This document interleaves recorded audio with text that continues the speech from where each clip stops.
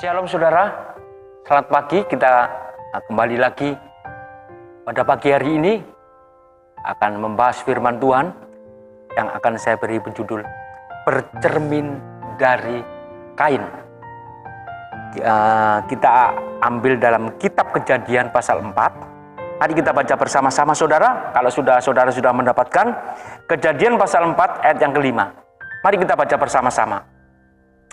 Tetapi Kain dan korban persembahannya tidak diindahkannya. Lalu hati Kain menjadi sangat panas dan mukanya muram. Pada pagi hari ini kita akan membahas yaitu tentang hati. Pentingnya sebuah hati, di mana kita bisa menjaga. Pentingnya sebuah hati, bagaimana kualitas hati kita itu menentukan bagaimana perilaku kita di dalam kehidupan kita sehari-hari yang kita ambil di dalam pribadi Kain.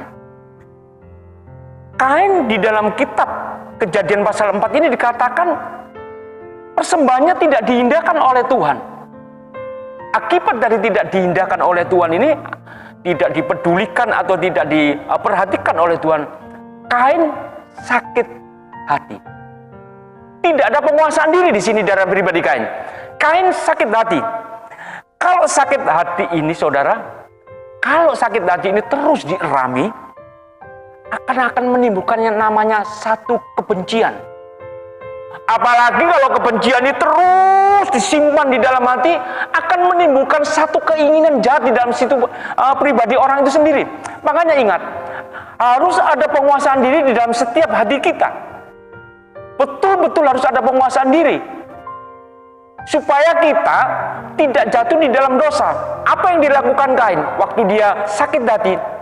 Setelah sakit hati itu menetas, dia ada niat yaitu untuk membunuh adiknya. Saya tanya, Kain membunuh adiknya apa?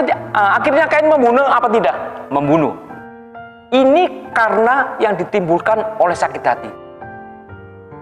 Oleh karena itu saudara, pada pagi hari ini semua, untuk khususnya jemaat anugerah ini, mari kita jaga hati kita ini, supaya kita jangan menyimpan sakit hati, apalagi dierami menimbulkan satu kebencian,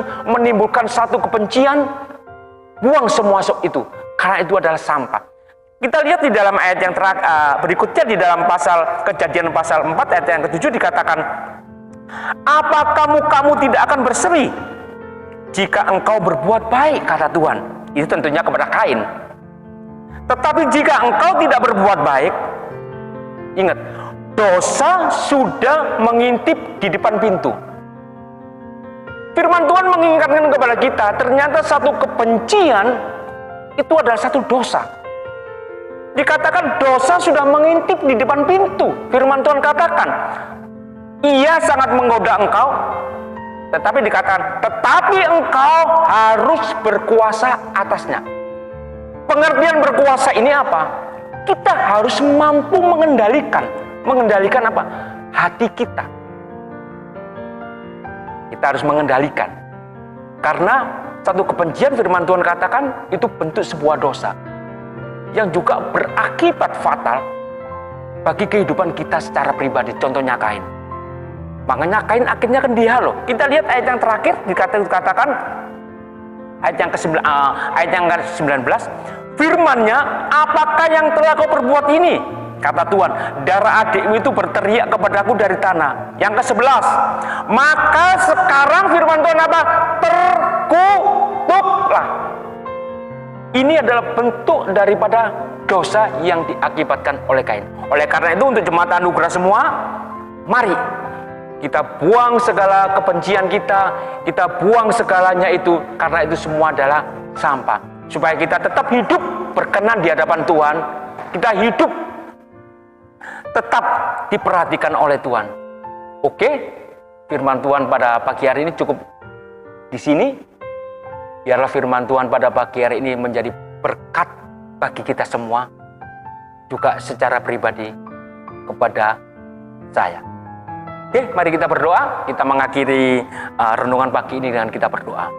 Aku percaya anak-anakmu pun akan mampu berjalan dengan kaki yang kuat, ya Bapak, untuk melangkah berfokus ke depan, ya Bapak.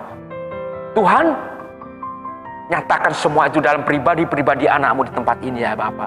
Kiranya Engkau memberkati anak-anak-Mu di tempat ini ya Bapa. Engkau mencukupi apa yang menjadi kebutuhannya ya Bapa. Engkau memberikan jalan keluar bagi setiap persoalan ya Bapa.